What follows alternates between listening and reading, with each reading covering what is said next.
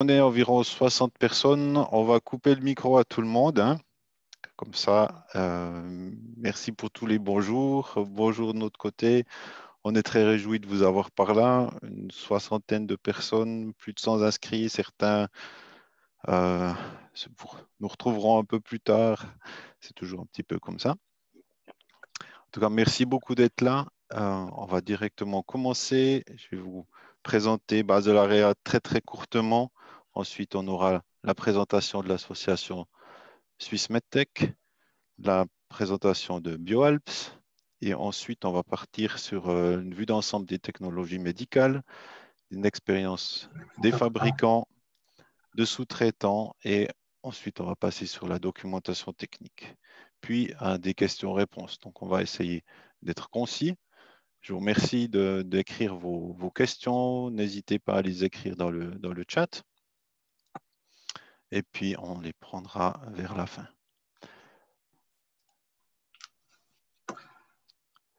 Voilà, je vais vous partager.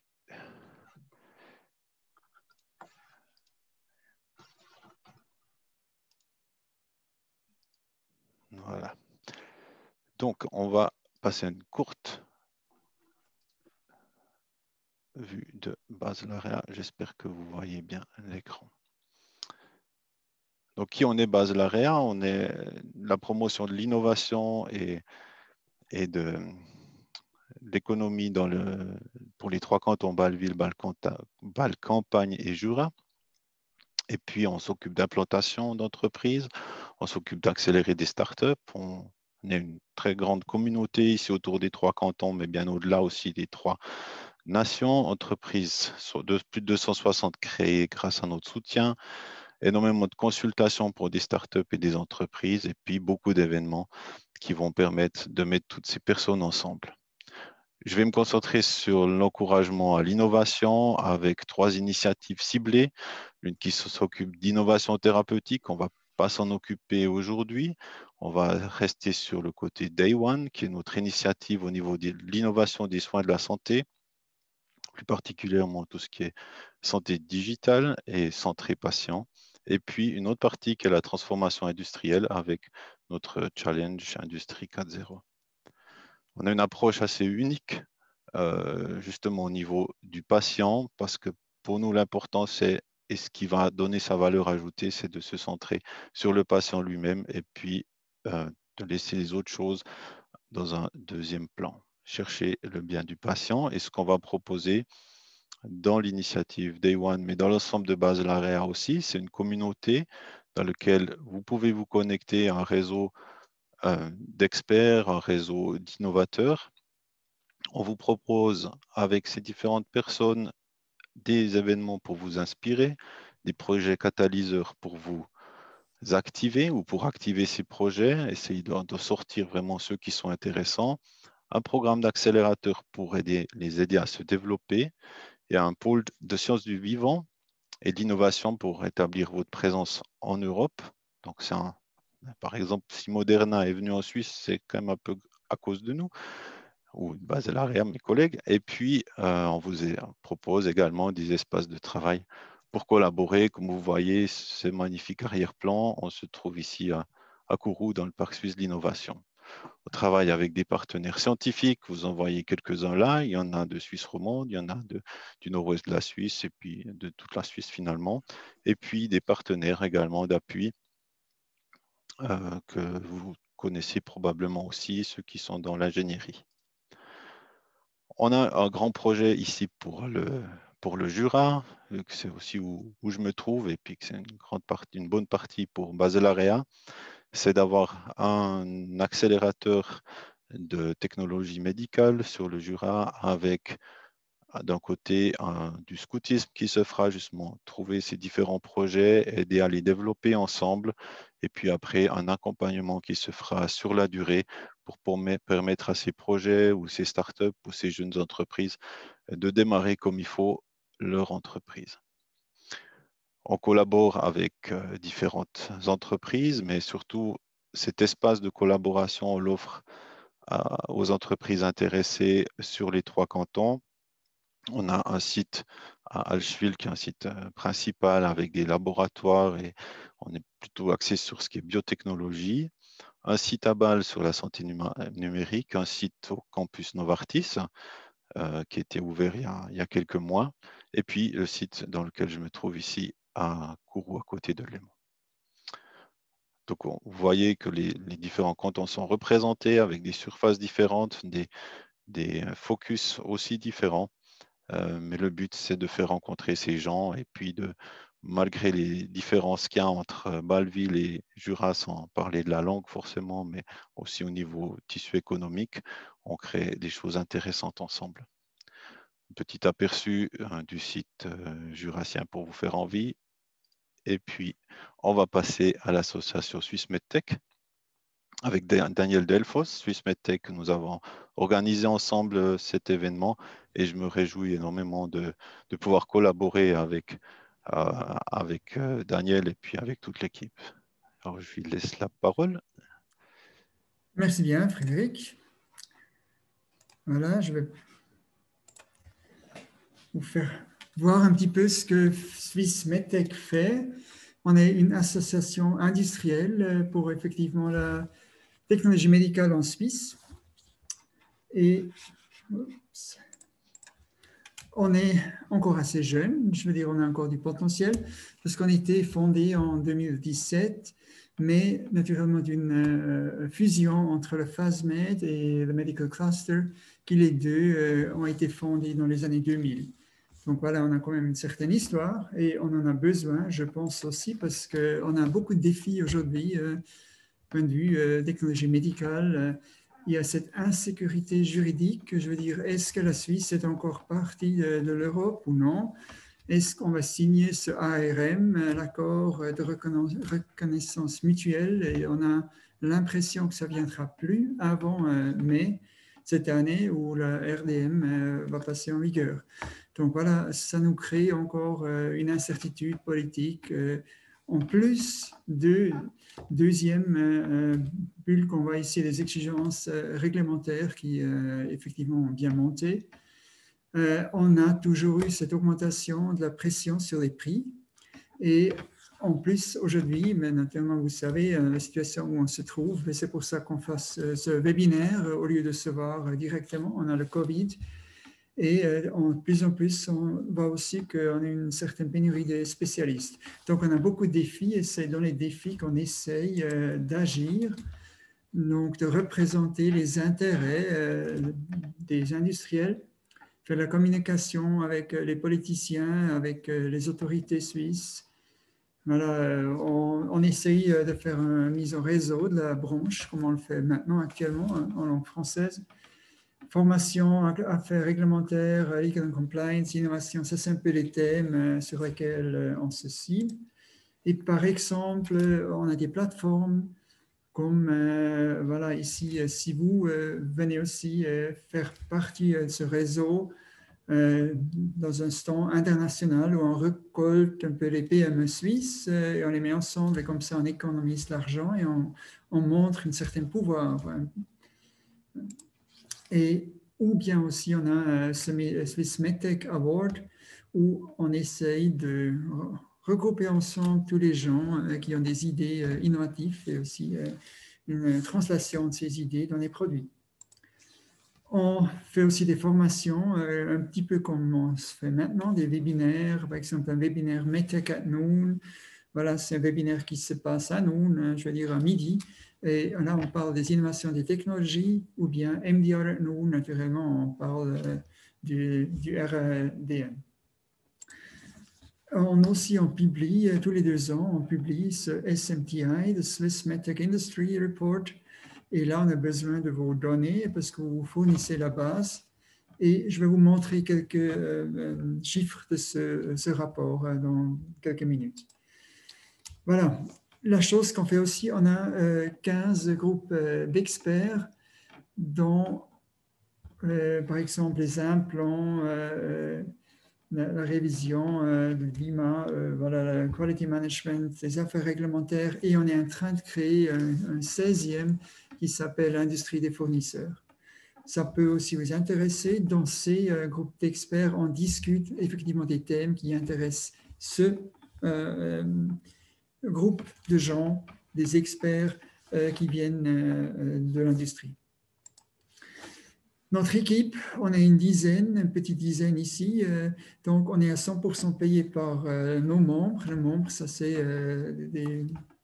des industries, des sociétés suisses qui sont d'accord à payer entre 1 000 et 20 000 francs par an pour effectivement nous payer pour que nous reprenons leur intérêt et discutons tout ça avec des autorités et les politiciens pour que l'accord cadre, je ne parle pas de l'accord cadre avec l'Europe, mais vraiment le cadre pour travailler de la technologie médicale en Suisse est plutôt favorable. Voilà, c'est un peu ce que je voulais vous dire et je vais reprendre une deuxième partie où je vous fais une définition un petit peu de ce qui est la technologie médicale. Mais je m'arrête en ce moment-là. Oups, merci.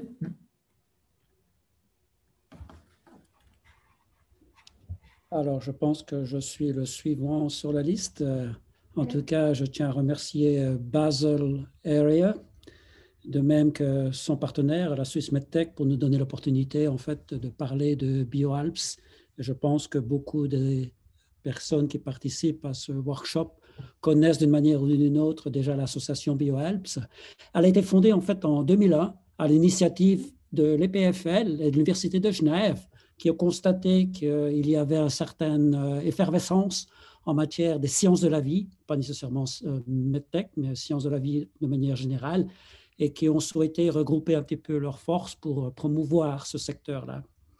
Et puis en 2003, on a pu avoir toutes les institutions académiques universitaires qui ont aussi souhaité membres de cette association qui est en fait enregistrée sur le canton de Vaud, mais nous couvrons en fait toute la Suisse occidentale, y compris le Jura et puis le canton de Berne. Donc, c'est une association qui était essentiellement dédiée sur ce qu'on peut parler de l'innovation en matière des sciences de la vie. Et comme ça avait une certaine résonance, une caisse de résonance aussi bien en Suisse que dans le secteur industriel, les autorités économiques et politiques cantonales, elles ont approché l'association en demandant si on ne voulait pas intégrer aussi, en termes de promotion et de soutien, l'industrie. Alors, quand je parle de l'industrie, ça couvre évidemment les sociétés start-up au même titre que les PME et que les grands comptes. Et ces partisans, ces sociétés qui nous rejoignent ne sont pas membres de l'association au même titre qu'une institution académique. Ils sont des membres affiliés. Ça veut dire que, de facto, si une société est active dans le domaine des sciences de la vie, elle est automatiquement membre de l'association. C'est-à-dire qu'elle ne paye pas une cotisation. Et elle a raison, c'est que notre mission est essentiellement de favoriser les échanges entre le monde académique, le monde économique, le monde de la recherche et le développement, aussi les médias. On cherche à créer en fait des plateformes de synergie entre ces différents partenaires. Par contre, on a aussi des actions qui sont beaucoup plus ciblées, dans la mesure où on favorise aussi les synergies à l'intérieur d'un certain groupe. Alors, je parle de groupe, par exemple, le domaine des technologies médicales. Un autre groupe aura celui du domaine de la bio, de la pharma. Ça peut être même aussi du digital health, dans la mesure où nous ne sommes pas focalisés sur un seul secteur des sciences de la vie. Nous regroupons l'entièreté des acteurs qui contribuent à l'innovation en Suisse occidentale dans le domaine des sciences de la vie. Donc, il faut très bien distinguer quelles sont notre mission de celle de la Swiss MedTech, par exemple, qui, elle, essentiellement est composée, comme on vient de l'entendre, de membres industriels. Donc, en fait, on a une position qui est un petit peu favorable dans la mesure où on est à la source, en fait, des projets de recherche et développement qui ont lieu au niveau d'institutions académiques, mais aussi du niveau du secteur industriel. Mais on est aussi au courant de ce qui se passe au niveau, je dirais, politique, au niveau aussi de la presse, qui très régulièrement nous contactent pour faire des interventions ou des articles, pas des articles spécialisés, d'autres fois sur des articles qui sont beaucoup plus larges, qui s'adressent au grand public. Maintenant, si on regarde la typologie des membres de l'association, je dirais qu'on a plus de 1200 sociétés et institutions académiques de Suisse occidentale uniquement qui sont recensées. Donc, nous avons une base de données qui reprend tous ces acteurs. Et je dirais que globalement, on a à peu près une dizaine de pourcents qui sont des sociétés du secteur pharma et biotech. Pour le secteur ce que j'appelle des technologies médicales, un peu plus large, on a à peu près 20% qui sont des sociétés de ce domaine-là. Alors parfois, c'est des sociétés qui sont des fournisseurs. Ce n'est pas nécessairement des sociétés qui fournissent un équipement de diagnostic, par exemple. Nous avons aussi pas mal de sociétés qui sont dans le domaine des services, étant donné que ce domaine des sciences de la vie, c'est un domaine un peu particulier qui nécessite des compétences qui sont aussi des compétences spécifiques. Donc, il y a un certain nombre de sociétés de services qui peuvent être dans la propriété intellectuelle, qui peuvent être dans le marketing, dans le market access. Ce sont des sociétés qui sont spécialisées pour fournir des prestations à haute valeur ajoutée. Et je suis sûr que la Swiss Medtech font souvent appel à ces sociétés-là dans le cadre de leur workshop et de leur formation.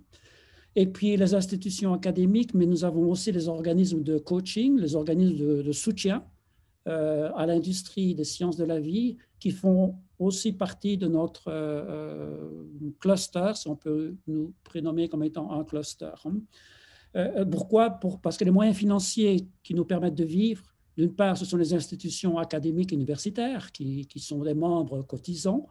L'industrie que je vous ai dit, elle ne cotise pas un membership annuel. Par contre, il peut arriver que nous avons des prestations à valeur ajoutée, donc c'est ce que l'on appelle des prestations one-on-one, dans lesquelles, si on doit intervenir pour une société, suivant la prestation qui est demandée, il est bien clair qu'on va demander de participer au coût. Mais ce qui veut dire que dans toutes les manifestations que nous organisons, aussi bien en Suisse qu'à l'international, en règle générale, les gens ne payent pas. C'est nous autres qui prenons en charge en fait tous les coûts qui sont associés.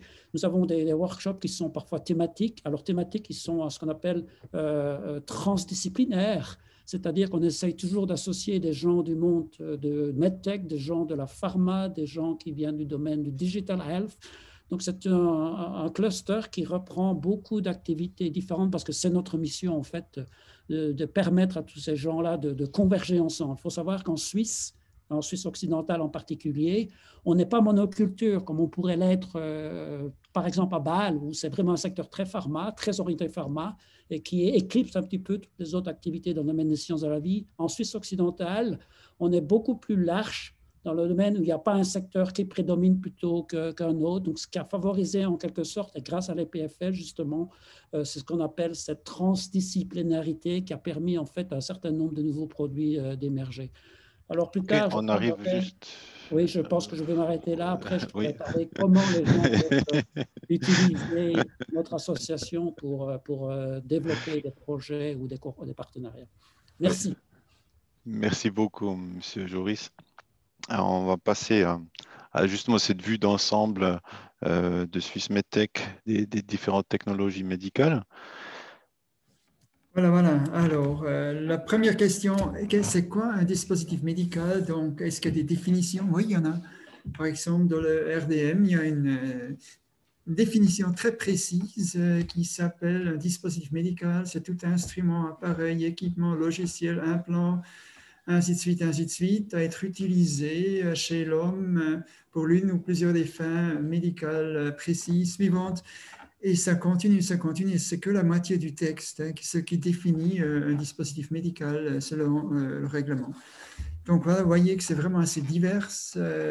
On a des implants de hanches artificielles, on a tout ce qu'on utilise pour le Covid, soit des essais in vitro, mais aussi pour la respiration, et ainsi de suite, pour traiter une maladie, une blessure, un handicap ou une fonction anatomique qu'on veut améliorer. Voilà, vous voyez, c'est vraiment très large dans ce sens-là. Donc, c'est aussi un petit peu difficile de temps en temps pour nous, comme Swiss Medtech, de regrouper tous les intérêts en commun de toutes ces sociétés, quand même assez diverses.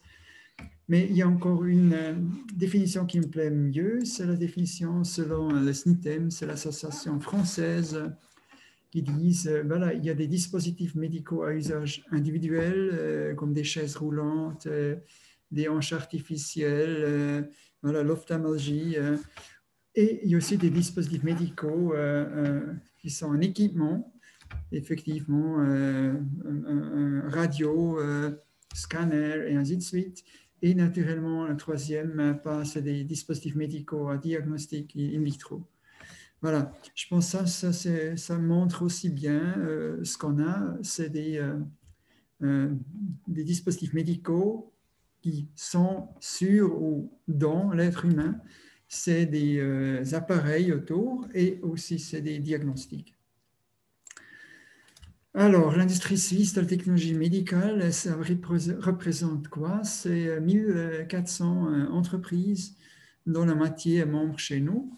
On a plus que 60 000 personnes qui travaillent dans ce domaine et on voit aussi que le chiffre d'affaires à 18 milliards de francs suisses est quand même assez élevé et ça monte, c'est en train de monter à 6% par an les 7 dernières années et l'emploi a monté de presque 3% par an. Donc voilà, c'est encore en croissance. On fait des exploitations de 12 milliards de francs suisses et un excédent de la balance commerciale de 6 milliards. Où sont ces sociétés de la technologie médicale? On a 350 fabricants et 500 sous-traitants. Et vous voyez un peu les points rouges là. Mais ce que vous voyez aussi, c'est par canton, par région. Le plus que c'est rouge, le plus que c'est vert, le plus de gens travaillent par 100 ou par 1000 habitants de ce canton. Et vous voyez par exemple que pour les fabricants, on a quand même une large... on a beaucoup de sociétés qui sont effectivement incrustées dans le Jura, entre Genève et effectivement le canton de Jura. Et aussi les sous-traitants, on voit que le canton de Jura, par exemple, on est très fort. Alors, qu'est-ce que ça veut dire si on travaille dans ce domaine des dispositifs médicaux? On a des défis et ben, si on regarde un peu de hier, aujourd'hui et demain, on voit qu'effectivement, on a une pression sur les prix. On veut que la chose qu'on fait aujourd'hui sera moins chère demain. Ça marche pas trop mal si on aussi est en train, avec la nouvelle technologie, de effectivement baisser les coûts de production. On arrive à faire ça. Et comme il y en a de plus en plus de gens qui ont besoin des dispositifs médicaux, donc on a eu quand même une vie assez bien dans les années dernières. Mais maintenant, il y a quand même une grosse augmentation des défis de documentation technique, qualité, régulation, données cliniques. Donc voilà, ça c'est quelque chose qui monte d'une telle manière que les marges sont en train vraiment de baisser. Et la question, est-ce qu'on a encore des marges qui sont plus haut que zéro? Parce que si c'est plus petit zéro, voilà, ça veut dire que la société ne peut pas survivre. Ça, c'est vraiment les défis qu'on a aujourd'hui. Et si on veut travailler dans le domaine des dispositifs médicaux, il y a trois choses qu'il faut savoir. Premièrement, on peut être fier parce qu'on a une activité utile, on essaye d'améliorer la santé des gens. Donc, moi, j'étais toujours fier de travailler dans ce domaine. Et on sait aussi que la demande ne cessera pas de continuer à augmenter parce que déjà, démographiquement, on a plus en plus des gens qui vieillissent et qui ont quand même besoin, effectivement, d'être aidés. Mais comme j'ai déjà montré, il faut aussi voir qu'on a une grande concurrence et ça résulte à une pression sur les prix. Et peut-être la dernière chose que je vais dire, c'est si on travaille comme ingénieur dans le domaine, on dit toujours, moi j'ai des idées, je vais faire de l'ingénierie, mais à la fin, je peux vous dire un peu comme ça, c'est 10% du temps que vous passez en ingénierie et 90% du temps, vous passez en documentation. Je veux dire, tout ce que vous avez réfléchi, les essais que vous avez faits, pourquoi vous avez fait les essais comme tels, quel était le criteria, comment est-ce que vous arrivez à avoir des données cliniques, des données post-market surveillance et ainsi de suite. Donc, effectivement, si vous voulez travailler dans ce domaine, vous devez bien aimer la paperasse. Là, je m'arrête et comme naturellement, je veux dire, c'est quand même un domaine fascinant et je suis très, très content d'être là-dedans. Merci Daniel de pas droit de décourager tout le monde. C'est bien. En tout cas, dès qu'ils n'ont pas été découragés, c'est Symbiose Orthopédie et ça, qui est dans le domaine et puis qui va nous présenter par l'intermédiaire de M. Édouard Bollon l'entreprise et puis ce qu'ils ont pu vivre. Est-ce que, voilà, il vous faut laisser votre micro passer votre voix. Voilà. Je vous entends quand même pas. Hop, ça devrait aller Voilà, maintenant. c'est tout bon. Bon, magnifique. C'est parfait. Super. Alors, merci beaucoup à Basel Area, à Swiss MedTech de nous donner l'opportunité d'apporter notre témoignage de fabricant. Symbios Orthopédie SA, en quelques mots, une société qui a été fondée en 89, dédiée aux implants sur mesure, et puis qui en 30 ans a développé un savoir-faire dans les implants sur mesure de hanches, de genoux, et maintenant dans les implants personnalisés, avec une présence essentiellement européenne et puis qui est en train de s'élargir. Et nous traitons fabriquons des dispositifs qui vont de la classe 1 à la classe 3, donc classe 3, le niveau de risque plus élevé. Société située à Yverdon-les-Bains. Alors, voilà, hop. La société donc a besoin de sous-traitants. Nous ne pouvons pas tout faire. C'est une question aussi de stratégie, de moyens, de se focaliser sur ce que nous savons faire et par exemple sur des processus très spécifiques, également à haut risque, comme la stérilisation, des processus avec un savoir-faire très particulier, comme le revêtement des implants. Bien là, il est tout à fait adapté de faire appel à des sociétés qui maîtrisent ces processus. Mais ça peut être également faire appel à des sociétés nous permettant d'avoir des produits semi-finis en forge, en fonderie, des composants, par exemple des composants d'emballage. Alors, en termes de réglementation, l'objectif est par exemple pour le cas des implants de classe 3, on a besoin d'avoir 3 certificats actifs en même temps qui ont chacun leur cycle de vie, qui peuvent chacun être menacés par des non-conformités, en tout cas qui font que nous sommes sous extrême haute surveillance. Alors le premier, c'est le certificat pour le système qualité selon la norme ISO 13485. Le deuxième, le certificat, le Full Quality Assurance, qui va notamment permettre de couvrir en combinaison avec le premier, les implants de classe 2B, les dispositifs de classe 2A. Et pour les classes 3, on a encore un certificat d'examen de design. Voilà, donc un petit aperçu, quelques mots-clés sur la certification qu'il y a autour. Alors, en termes de réglementation, qu'est-ce qu'on peut dire, notamment en lien avec la sous-traitance? Voilà, c'est notre sujet.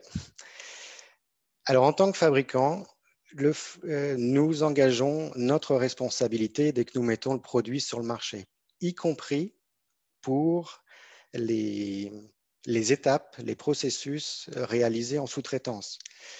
Donc, en fait, faire appel à un sous-traitant, c'est élargir son territoire, son niveau d'exposition, c'est en soi, sans autre mesure, c'est prendre beaucoup plus de risques, ou c'est rajouter des risques aux risques existants. Ce qui fait que toute la réglementation, ensuite, nous incite, nous force, nous motive à maîtriser ces risques. Et nous allons voir alors je fais un très rapide aperçu, juste pour pointer, puis ensuite chacun peut aller regarder ça plus en détail. Dans la norme, aller au chapitre 4, d'abord sur le système de management de la qualité, et notamment le paragraphe 4.1.5.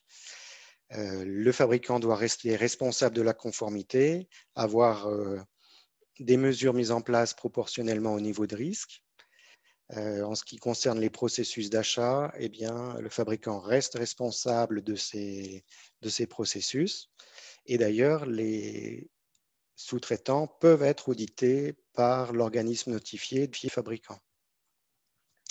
Le règlement, lui, aborde ça de manière plus générale, mais enfin tout aussi contraignante, à savoir de manière générale, eh bien, que le fabricant est responsable de la réalisation du produit, y compris sa planification, la conception, l'élaboration, la production et la fourniture de services. Alors, tout ceci invite et incite à maîtriser les étapes réalisées en sous-traitance. C'est un partenariat qui doit se mettre en place avec une approche le plus en amont possible. Comme dans tout projet, ça démarre avec la définition du besoin, le cahier des charges, l'identification des candidats potentiels, bien savoir ce que nous voulons, bien savoir ce que nos partenaires peuvent nous apporter, quelles sont leurs forces. Et puis, bien sûr, une étape importante, c'est la mise en place du contrat d'assurance qualité. Pour nos dispositifs, là, si on parle des dispositifs de classe 3 avec des étapes intervenant directement sur la qualité du produit, nous allons avoir besoin de partenaires qui sont certifiés selon l'ISO 13485. Donc, bien sûr, du côté de la sous-traitance, ça veut dire un travail en amont conséquent pour avoir cette certification, un autre travail conséquent pour se mettre d'accord sur le contenu du contrat d'assurance qualité, et puis ensuite, dans le cycle de vie du produit, tout un ensemble de vérifications et de documentation sur la performance du produit, les étapes qui ont été faites, les contrôles, les certificats matières, les validations de processus, et ainsi de suite.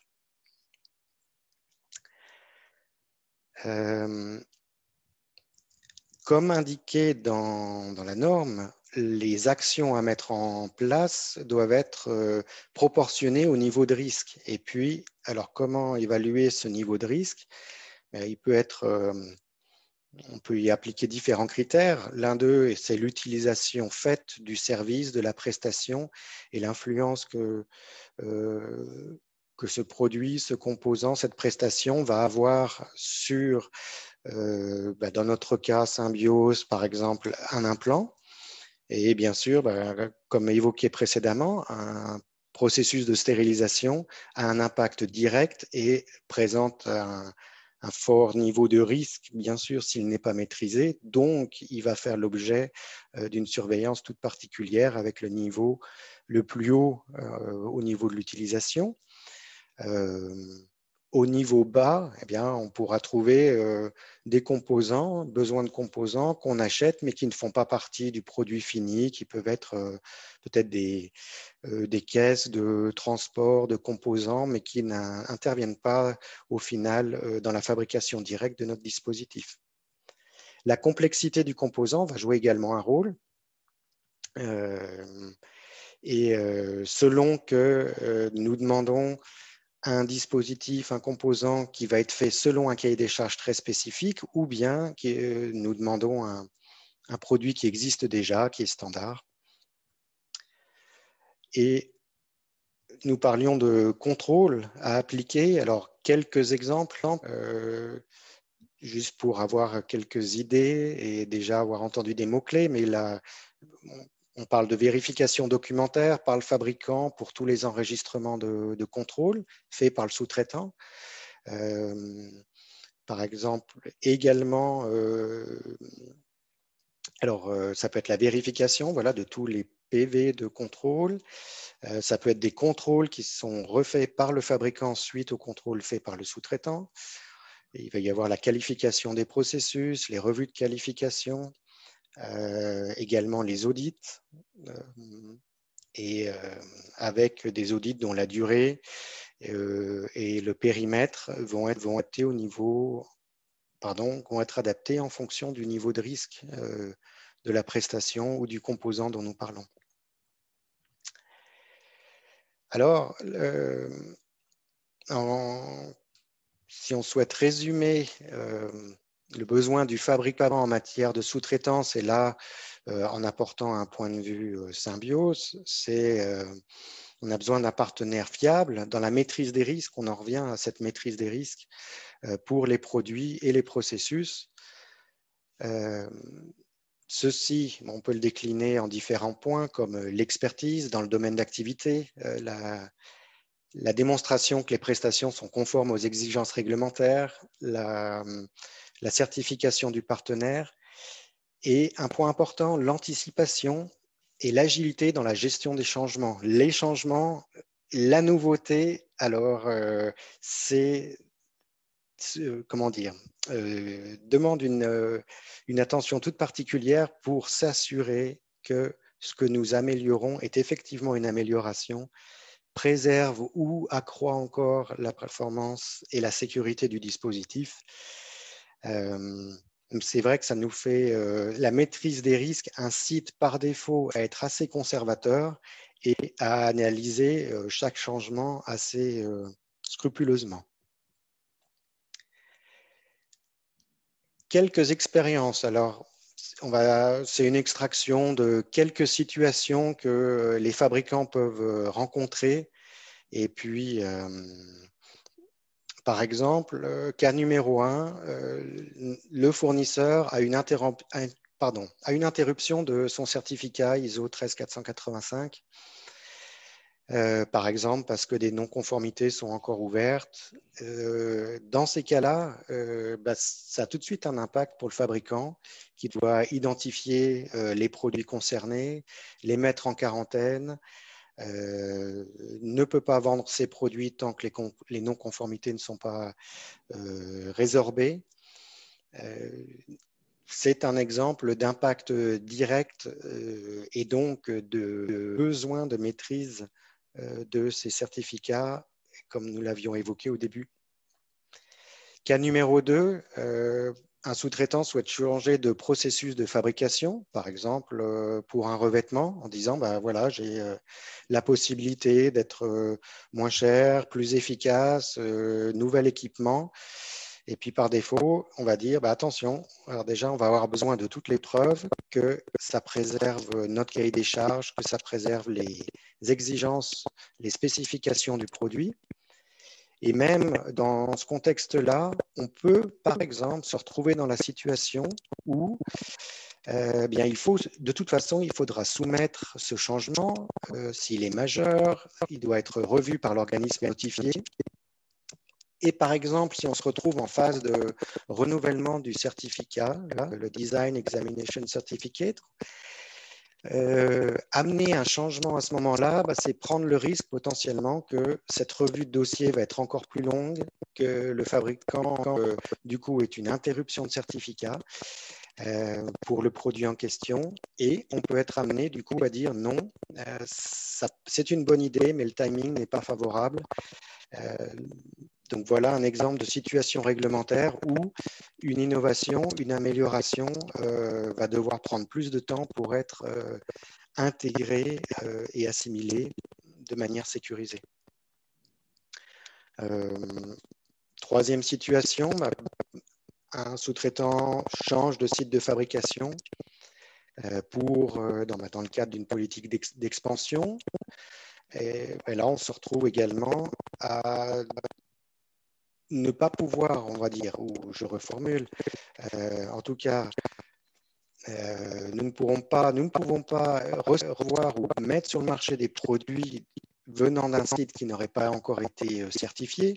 Donc, c'est là aussi un partenariat, une anticipation logistique en disant nous nous assurons la continuité de l'approvisionnement, mais avec l'ancien site certifié et de basculer sur le nouveau site que quand tous les voyants sont ouverts et les voyants réglementaires en particulier.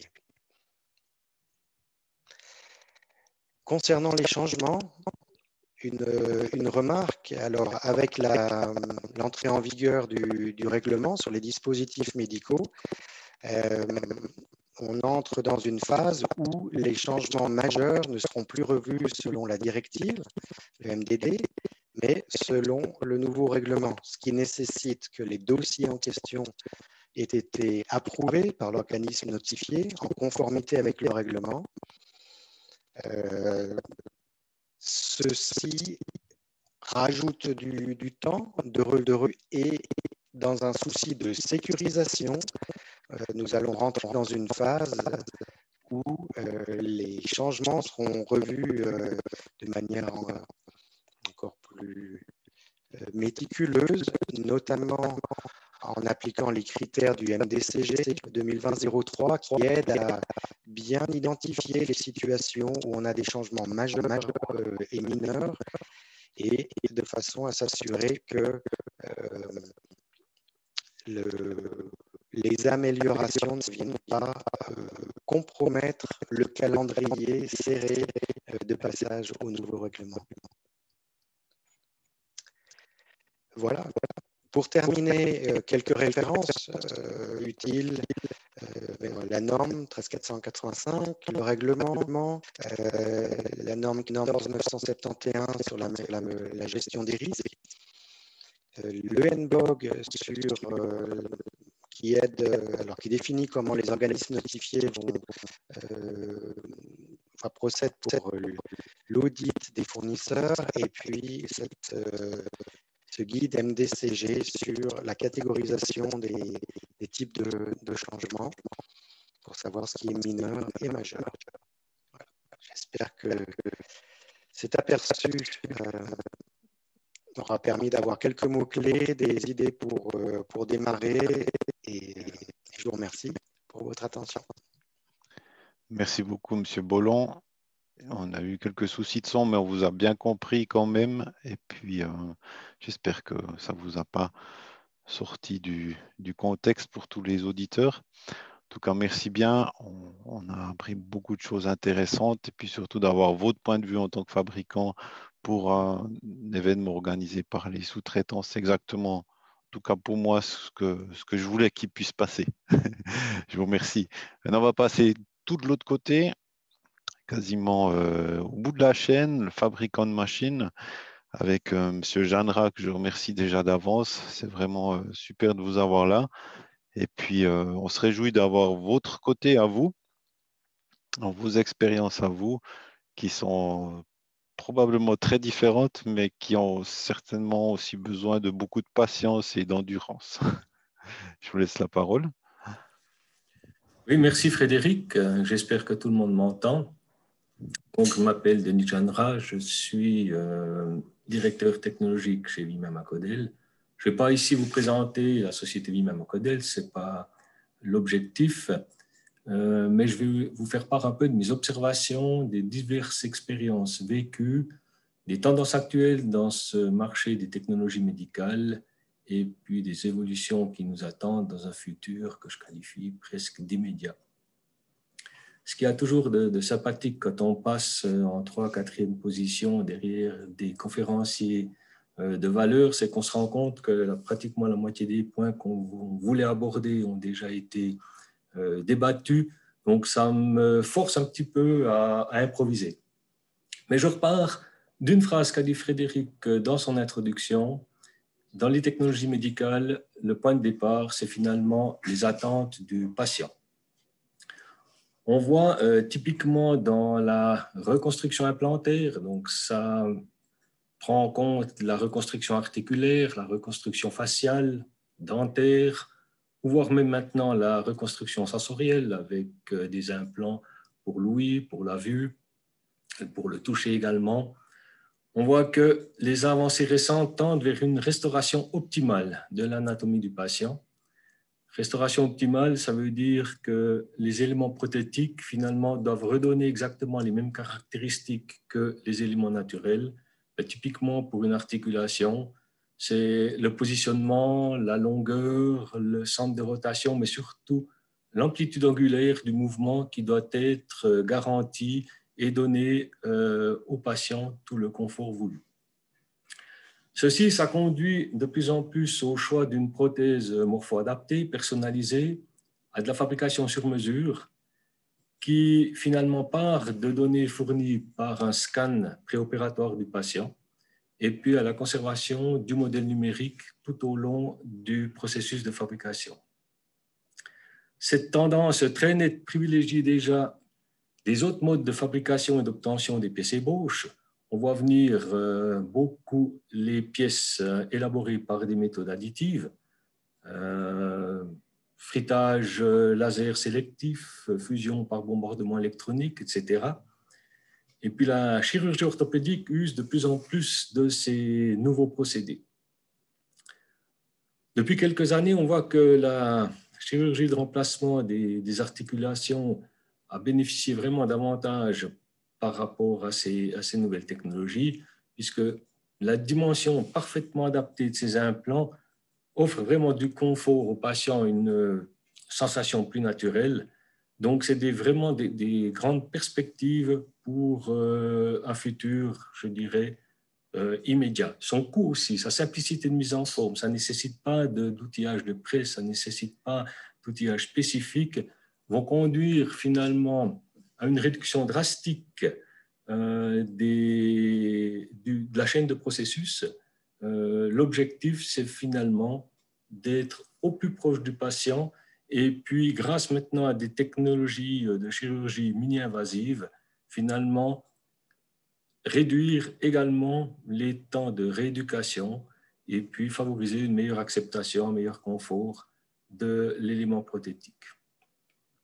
Ça, c'est finalement la base de tout. C'est important de le comprendre parce que si on regarde uniquement les pièces qui sont soumises, les dessins des pièces qu'on voit dans l'industrie du médical, on a des fois de la peine à comprendre. On a de la peine à comprendre les exigences, on a de la peine à comprendre les exigences de précision, de qualité de surface. On se dit, mais à quoi ça peut bien servir quand c'est un bout de métal finalement qui rentre en contact avec un os?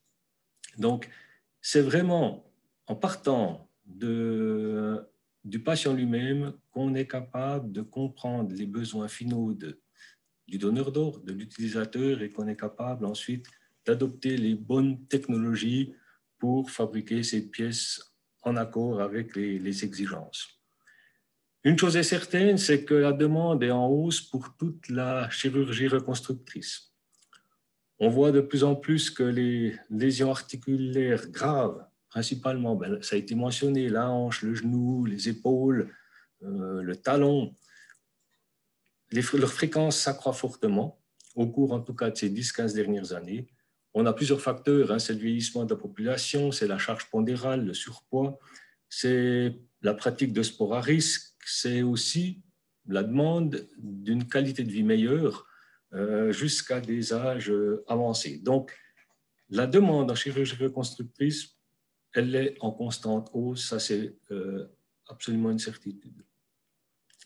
Alors, ce n'est pas une intervention bénigne, parce qu'on va remplacer une articulation naturelle par une prothèse qui va accompagner finalement le patient jusqu'à la fin de ses jours. Donc, pour un sujet relativement jeune, un accidenté ou comme ça qui a 40 ans, c'est un défi déjà contre le temps, c'est un défi contre l'usure, d'autant plus qu'à cet âge-là, l'activité physique est encore intense.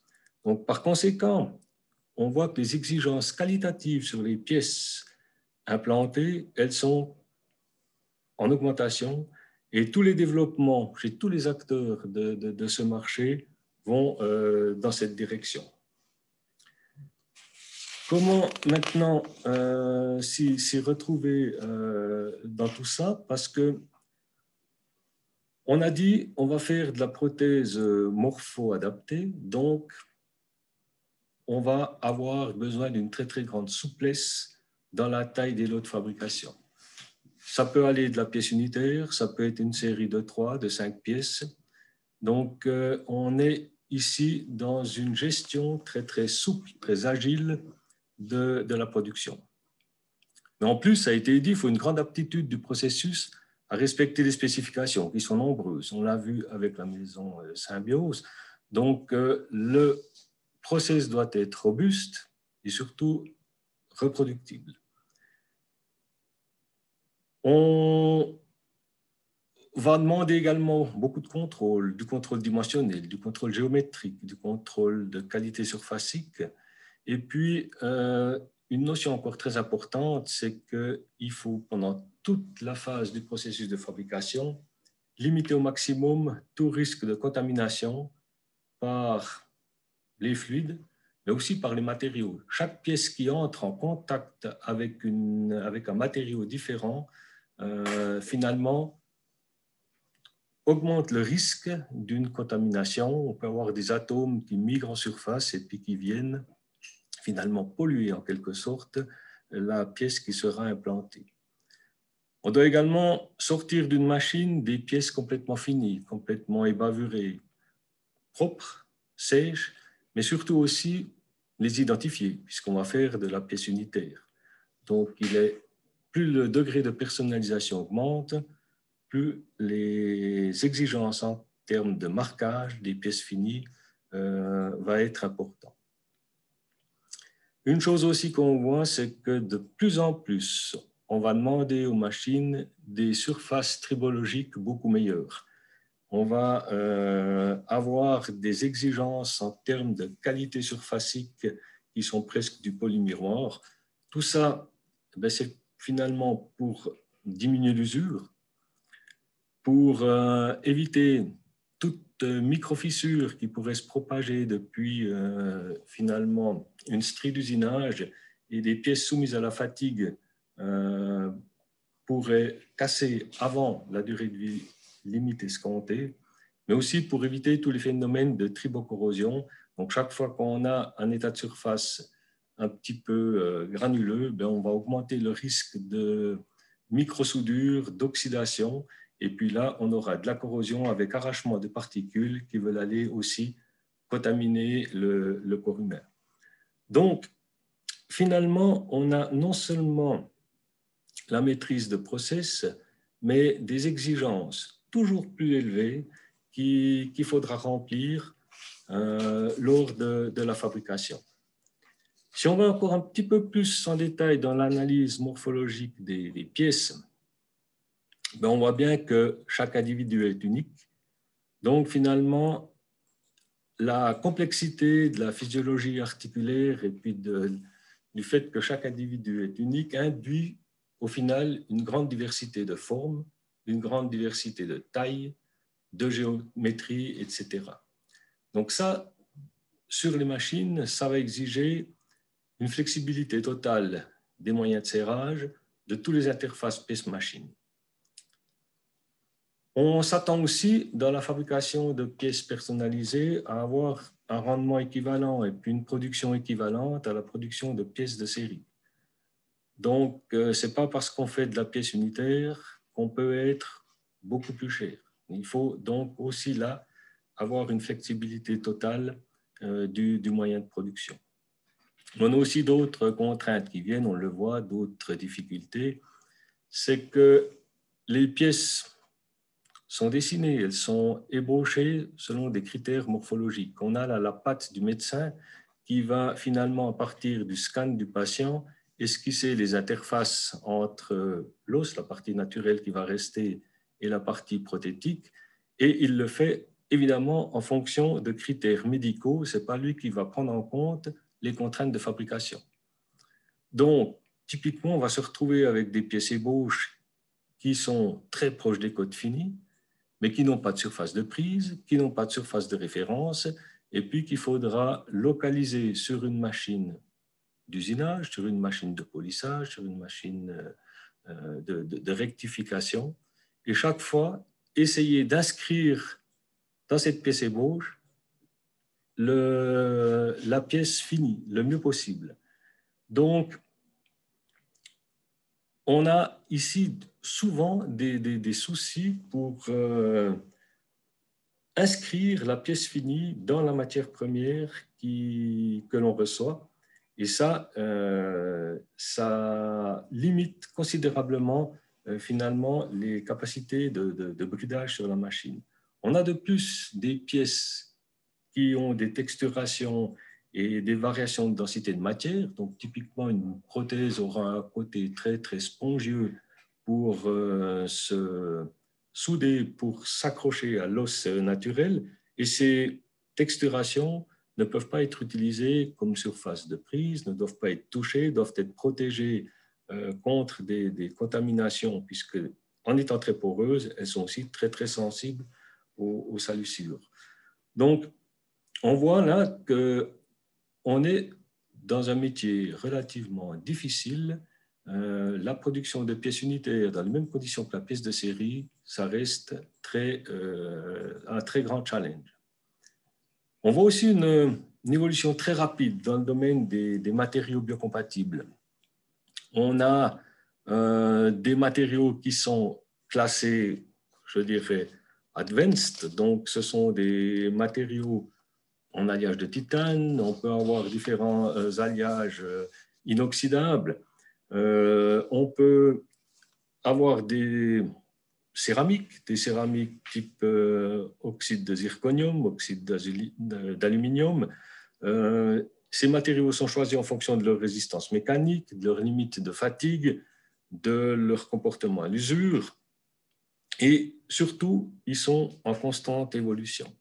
Donc, de plus en plus, on doit maîtriser sur les machines le couple outil-matière et toutes les stratégies d'usinage.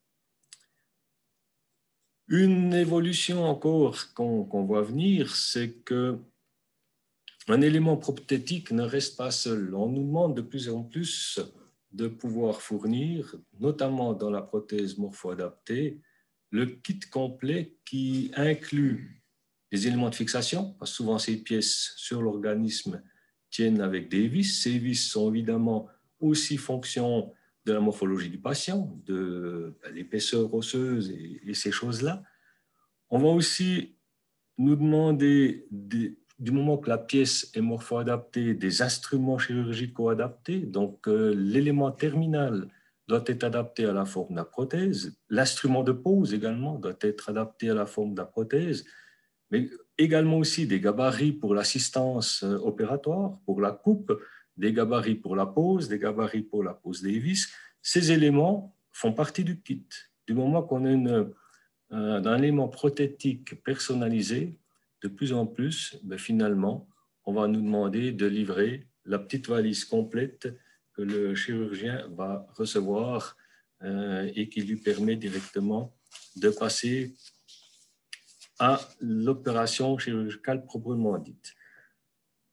Donc, on va s'inscrire comme fabricant de machines vers des nouveaux schémas, où c'est finalement la famille morphologique des pièces à produire qui va nous guider sur les architectures de machines et puis sur les bonnes stratégies. De plus, on a la mise en concurrence des différents procédés. On aura les procédés additifs pour la fabrication des ébauches, je l'ai cité, le frittage sélectif laser ou la fusion par bombardement électronique. Mais on a aussi une très, très grande compétition entre les procédés ablatifs. L'usinage proprement dit, conventionnel, tournage, fraisage, meulage, enlèvement de matière à l'outil coupant, ça reste. Mais on aura aussi de la micro-érosion pour obtenir des qualités de surface meilleures. On peut avoir du laser pour de la texturation de surface, de l'usinage ultrasonique pour des perçages profonds, des choses comme ça. Mais également, si on veut livrer une pièce finie, de la terminaison, du polissage et puis de l'avivage de surface. Donc, on va vers une certaine complexité du moyen de production, vers une flexibilité accrue de ce moyen de production pour pouvoir s'inscrire dans cette chaîne de processus qui est fortement raccourcie. Elle est actuellement peut-être de plusieurs mois entre le besoin d'une chirurgie et puis la pose de l'implant. Maintenant, on parle de jours. Donc, finalement, c'est uniquement par la flexibilité totale des moyens de production qu'on va arriver à diminuer ce temps de process. Si je vais encore un peu plus concrètement dans le détail de l'élaboration de ces pièces, on va typiquement devoir fabriquer 5 pièces. 5 pièces qui ont un temps de process, mettons, de 6 minutes, ce qui fait un temps total d'une demi-heure.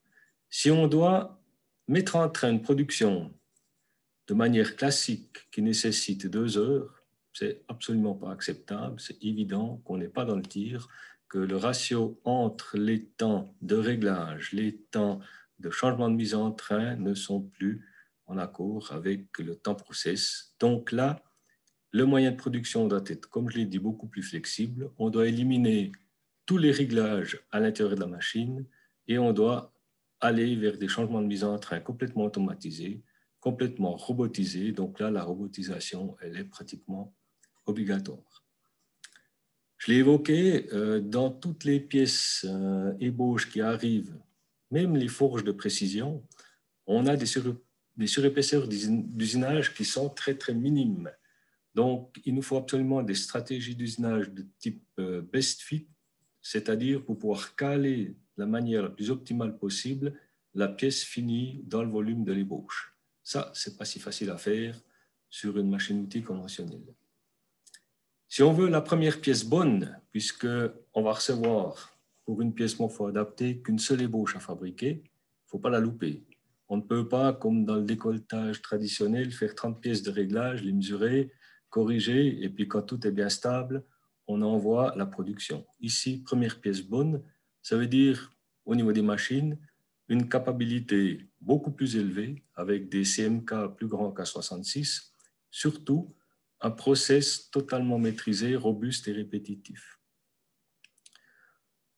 Symbiose l'a évoqué, traçabilité totale, donc ça il faut aussi intégrer sur les machines, la traçabilité des ordres de fabrication, des lots, de la matière, de la pièce, identification de tout ce qui entre dans le processus, mais on va également demander du contrôle dimensionnel et géométrique directement dans la machine d'usinage.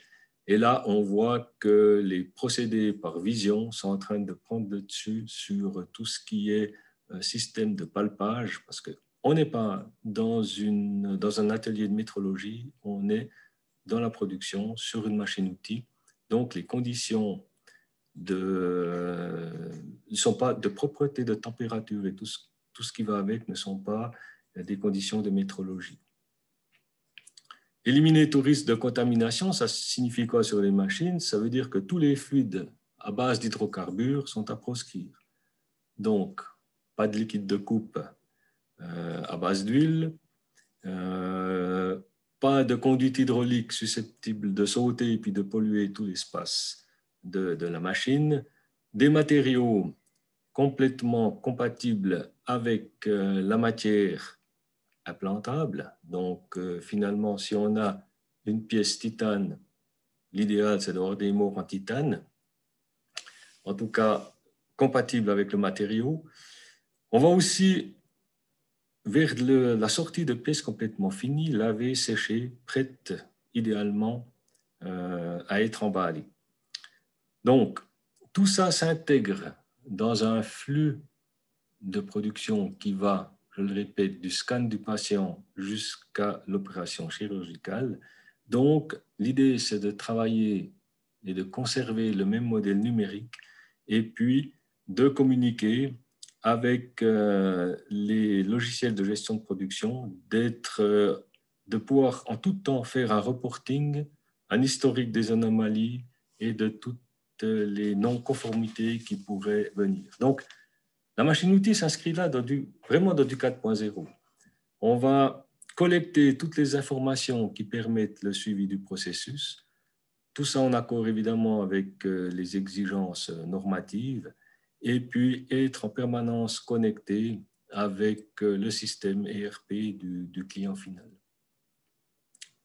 Plus concrètement encore sur une machine-outil, l'idéal c'est d'avoir finalement la maîtrise totale de serrage complètement adaptatif avec des changements robotisés, tout ça pour pouvoir prendre une grande diversité de formes, une grande diversité de diamètres sans intervention humaine. Ça, comme on a vu qu'il y a beaucoup de matériaux qui sont finalement utilisés dans le domaine implantaire, ça nécessite la validation du couple outil-matière pour tous ces types de matériaux qui seront utilisés. Et ça nécessite aussi la maîtrise des gammes opératoires et des stratégies d'usinage dans ces nouveaux matériaux.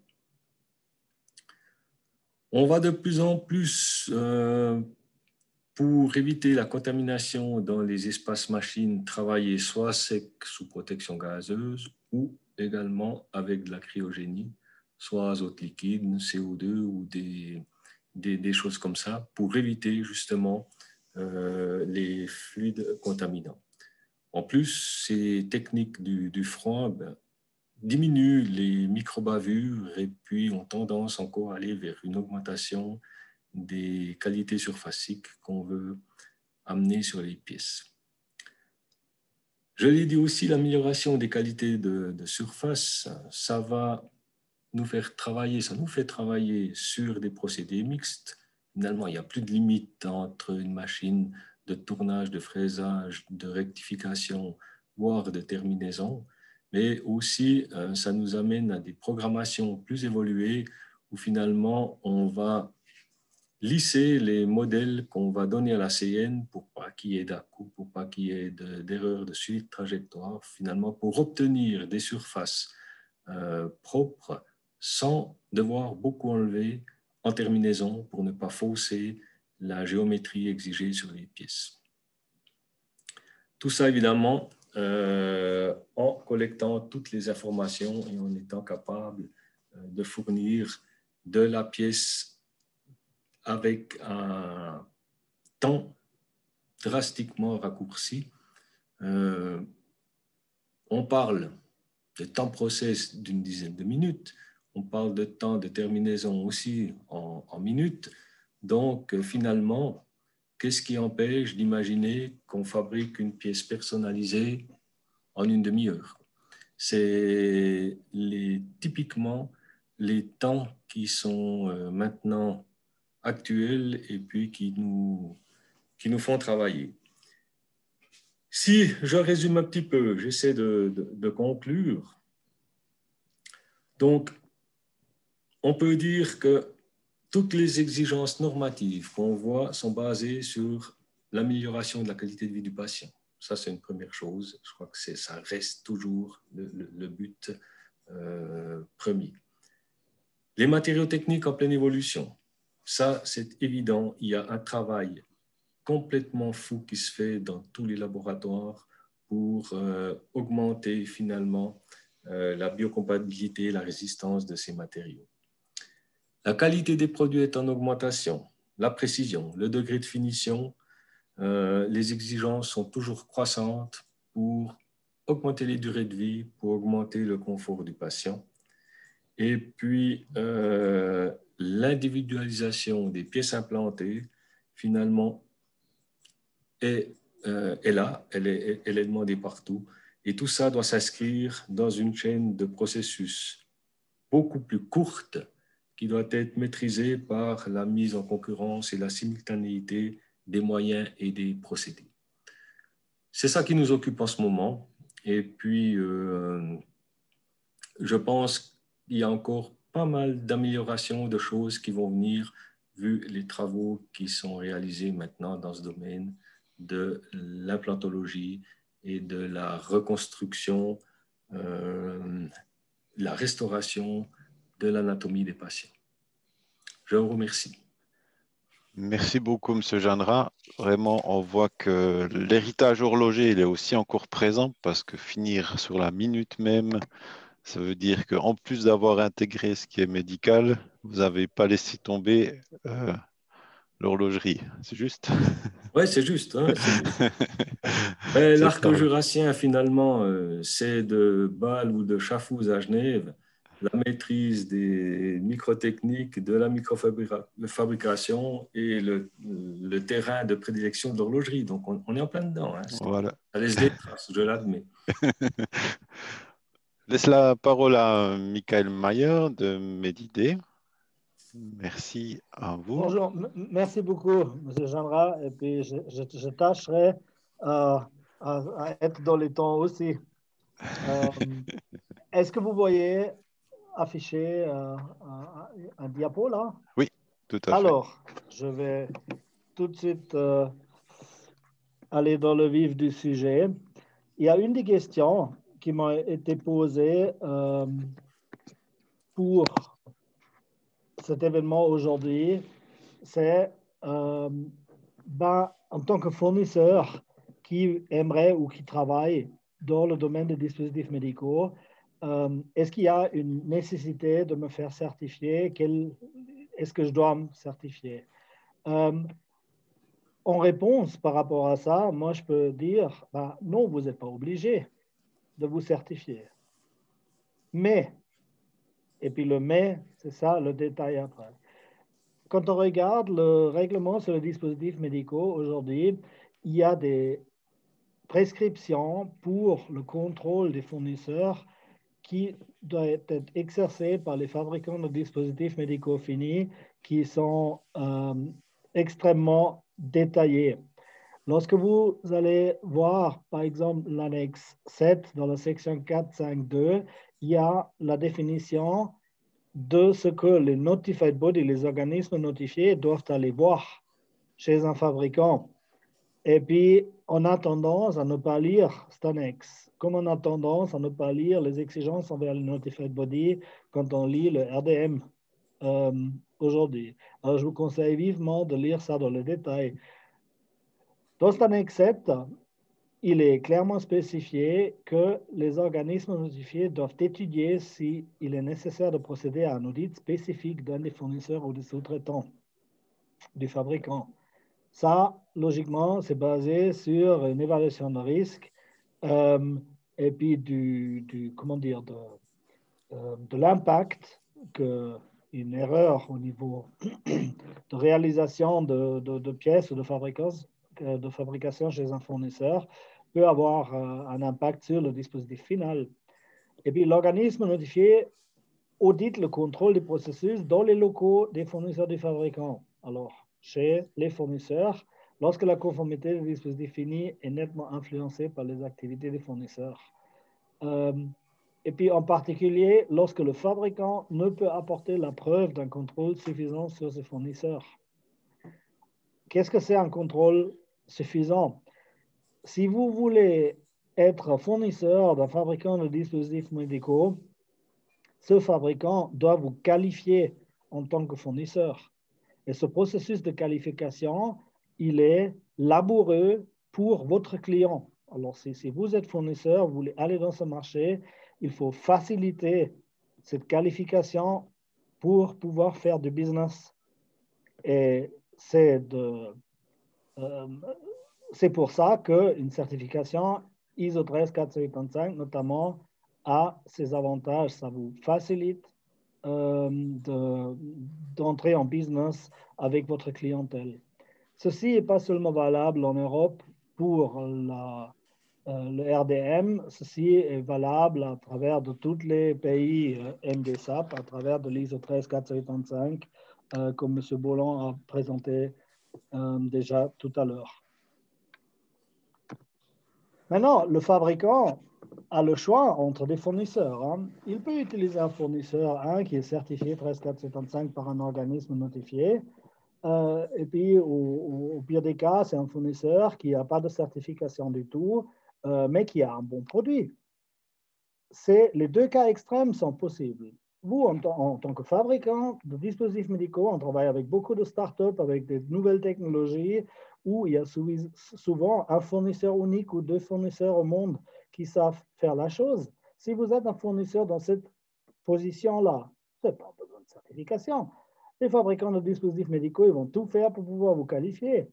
Or, si vous avez des concurrents, et puis on peut acheter ce que vous faites chez quelqu'un d'autre qui a une certification ISO 13475, ça va être beaucoup plus difficile de rentrer en business avec ce fabricant. Alors, l'effort pour la qualification et le contrôle d'un fournisseur, il augmente, je dirais même exponentiellement, avec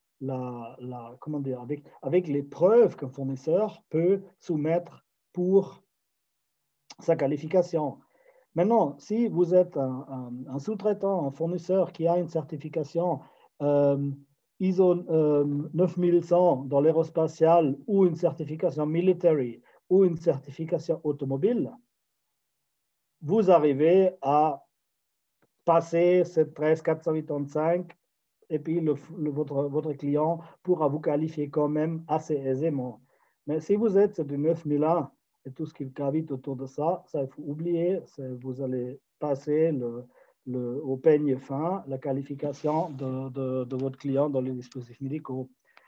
Pour regarder quels sont les organismes qui peuvent faire, je vous ai mis le lien du site NANDO de l'Union européenne, où vous pouvez voir les organismes notifiés qui sont notifiés selon le RDM pour les dispositifs médicaux. Maintenant, une deuxième question qui m'a été posée, c'est d'expliquer un petit peu ce qui doit être fait en matière de documentation technique par les fournisseurs et sous-traitants des clients dans le MedTech. On peut résumer ça à une seule phrase, c'est il faut jouer la transparence. Un réel secret de fabrication est le problème dans des cas très rares.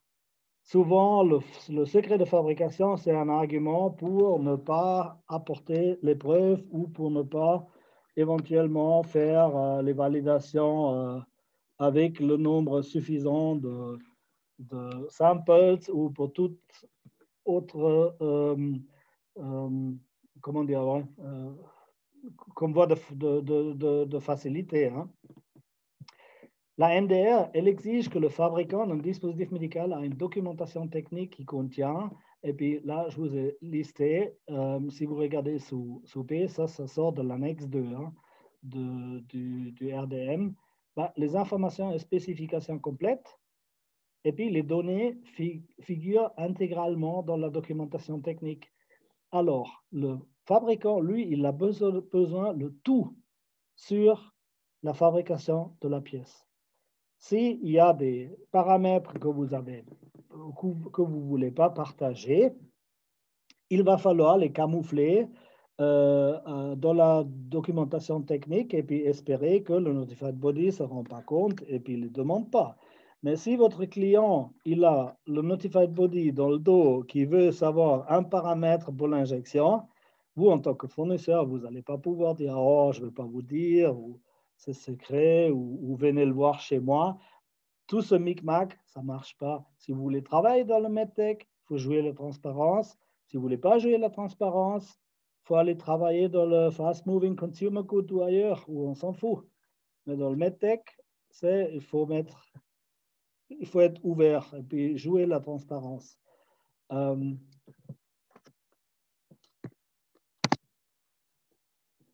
Le fournisseur, lui, il a le choix de livrer du standard, alors catalogue avec une valeur ajoutée relativement faible.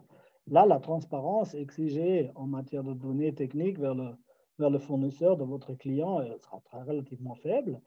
Si vous voulez livrer des composants et des sous-systèmes essentiels avec une forte valeur ajoutée, il va falloir jouer la transparence. Alors, plus que c'est complexe, plus que vous allez vers le dispositif final, c'est-à-dire si votre client il met juste un autocollant dessus pour être le fabricant légal après, et puis c'est vous qui faites la totalité, la transparence, elle est totale. Après, vous pouvez avoir toutes les intermédiaires entre ces deux extrêmes que vous voyez à l'écran. J'arrive à la fin, je crois, presque dans les temps. Hein, et puis, je suis à votre disposition pour vos questions réglementaires s'il y en a. Merci beaucoup, Michael Mayer, Medidé. Voilà, il faut arrêter le partage d'écran, comme ça on vous verra. Ouais, je ne sais pas, parce que moi je ne peux pas l'arrêter de mon côté, non? Si, il faut aller sur le petit... Ah bah je peux aussi le faire à votre place, voilà. Voilà, je n'ai pas trouvé le bouton. Merci. Pas de souci. Voilà. Alors, c'est superbe, comme on est dans les temps. Il est 5h20, on a 10 minutes aussi de prévu. Maintenant, pour un échange, questions-réponses. C'est des questions à poser plus spécifiquement à une des personnes qui a présenté ou à l'autre ou dans l'ensemble, n'hésitez pas. On a une question qui est arrivée dans le chat de Helena Slama, une question pour Swiss MedTech. Le droit suisse des dispositifs médicaux est en partie contradictoire avec le droit de l'UE, version au niveau des ordonnances adoptées par le Conseil fédéral le 1er juillet 2020. Et environ la moitié de la consommation annuelle de dispositifs médicaux en Suisse ne sera plus conforme aux nouvelles exigences nationales sur Swiss MedTech études sectorielles 2020. Quelles actions à prendre à part de motivation des politiques? Alors, Daniel, peut-être. Voilà, c'est vraiment une question qui va aller très loin parce que ça couvre un peu la moitié de mon temps du travail que je passe pour Swiss MedTech ici avec les autorités. Alors, déjà, il y a une chose, on a le RDM, et on a fait le MEDFA ou l'ODIM, l'ordonnance des dispositifs médicaux en Suisse, et ça est absolument équivalent. Il y a un petit, c'était publié en juillet de l'année dernière, mais il y a un petit problème. Ça ne joue uniquement si on fait partie du marché commun de l'Europe. On a ce ARM, et si ce ARM n'est pas signé, on sera éloigné de ce marché commun, donc on va devenir un État tiers. Et étant un État tiers, le RDM, juste traduit en loi suisse, ne fonctionne plus. Parce qu'on n'a plus d'accès de nos autorités suisses médiques, par exemple, à Udamed. On n'a pas la possibilité de s'enregistrer dans Udamed voilà, comme acteur économique suisse. Donc, on n'aura pas de SRN, Single Registration Number. Il y a beaucoup de choses qui ne jouent pas. En plus, comme étant un État tiers, on a besoin de nommer un mandataire en Europe. EAR, European Authorized Representative. Et en contrepartie, les politiciens suisses ont décidé que, si l'Europe réclame un mandataire de nous, comme nous sommes un État tiers pour l'Europe, on va faire la même chose. On va demander un mandataire suisse à toutes les sociétés européennes, et voilà, naturellement à toutes les sociétés du monde entier, parce qu'on ne peut pas seulement dire, OK, les Allemands ont besoin de nommer un mandataire, mais naturellement les Japonais aussi. Donc voilà, c'est un petit peu la bredouille dans laquelle on se trouve actuellement. Ça veut dire, si ce ARM n'est pas signé jusqu'en mai de cette année, c'est encore dans 4 mois, les espoirs sont encore là, mais ça commence à diminuer quand même de jour à l'autre. Alors, on aura besoin, comme un fabricant suisse, de nommer un mandataire européen. Sans ça, on n'a pas le droit de mettre nos produits sur le marché européen à partir du mai cette année. Donc là, il n'y a plus de transition de grâce, c'est comme ça. Hein, et comme ça, on a déjà, l'année dernière, on a dit à plusieurs reprises, préparez-vous, nommez un mandataire européen parce qu'il y aura ce problème qui apparaîtra peut-être ou non, mais maintenant on voit que ce problème va vraiment apparaître. En contrepartie, pour tous les gens qui sont des importeurs, ça peut être aussi, Edouard, Symbiose peut être aussi être importeur, par exemple, ciment ou quelque chose comme ça, qui vont recevoir d'un fournisseur légal qui est en dehors de la Suisse. Donc, beaucoup de monde aura besoin d'un mandataire suisse. On sait actuellement qu'il y a 5000 sociétés étrangères qui importent leurs dispositifs médicaux en Suisse. Donc, voilà, en théorie, on a besoin de 5000 mandataires suisses. C'est un petit peu un problème. Alors, moi, j'ai passé beaucoup de temps avec les autorités en leur expliquant ce que ça pourrait dire pour nous, comme industrie suisse, mais naturellement aussi pour le patient suisse. Parce qu'il y a de fortes chances qu'effectivement, pas tous les fournisseurs étrangers seront encore d'accord à nommer un mandataire suisse pour un tout petit marché. Parce qu'il ne faut pas oublier que le marché suisse, ça représente 2% seulement du marché européen. Alors voilà, on ne sait pas combien de produits va-t-on perdre, Et on a aussi, moi j'ai aussi demandé au nom de Swissmedtech une période de grâce suffisamment longue pour effectivement pouvoir travailler et essayer de trouver des solutions aussi, des solutions, par exemple des produits de substitution. Quand il y a un fournisseur qui ne délivre plus ce produit, est-ce que je trouve ça ailleurs dans le monde entier? Donc, et ça nécessite à peu près 18 mois, on a calculé. Alors, pour maintenant finir cette question, excusez-moi que la réponse était assez longue. En mai, on saura si on aura signé ce ARM. Si ce n'est pas signé, fin avril, l'ODIM sera publié et là, on trouvera justement une période de transition qui est quelque part entre, à mon avis, entre 4 et 18 mois, peut-être aussi un petit peu selon les risques des produits. Alors voilà, c'est des choses qui restent à voir et nous, nous sommes en train aussi d'informer effectivement nos partenaires industriels de toute cette démarche à faire. On a publié déjà un guideline en anglais. On est en train de le traduire en allemand et en français, ainsi qu'un petit template pour un contrat pour un mandataire suisse. Voilà, c'est des choses qu'on est en train de faire. Daniel, juste une question de mon côté par rapport à ça. Le vrai bottleneck avec le mandataire suisse, en fait, c'est la shared responsibility, c'est l'article 15 de l'RDM.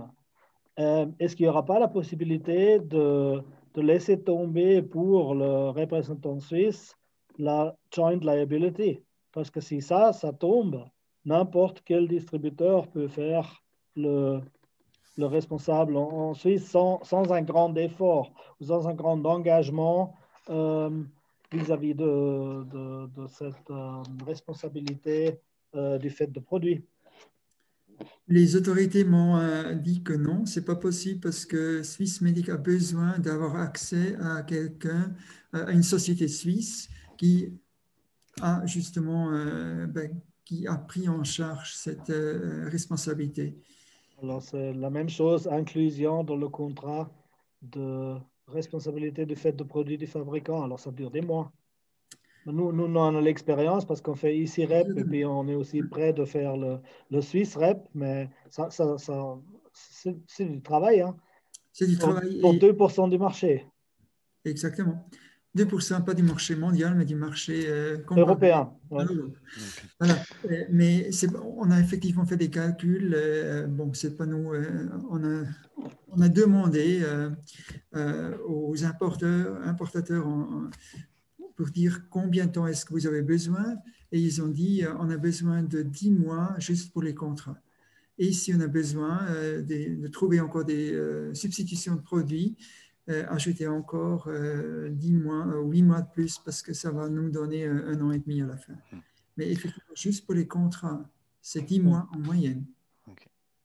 On a une question pour M. Janra qui est venu aussi dans le chat. Pensez-vous qu'à l'avenir, les systèmes d'usinage pour l'industrie des dispositifs médicaux incluront le stockage des données d'historique de fabrication, mise à niveau de la CNC pour inclure par exemple une base de données SQL, ou ce besoin sera-t-il satisfait par un logiciel externe? Est-ce que vous voyez la question? Oui, je vois la question, je l'ai affichée. Merci, pas de souci. Alors, je pense qu'on va vers une intégration de toutes les données dans la cellule de fabrication, dans la cellule qui sera de plus en plus une cellule flexible, capable non seulement de produire, mais capable aussi de contrôler, de stocker peut-être des programmes CN, de stocker des programmes de contrôle, de pouvoir également archiver tout ce qui se passe, toutes les anomalies, jusqu'à la casse d'outils, jusqu'à la gestion d'outils. Tout ça seront des données qui seront archivées, qui sont exploitables.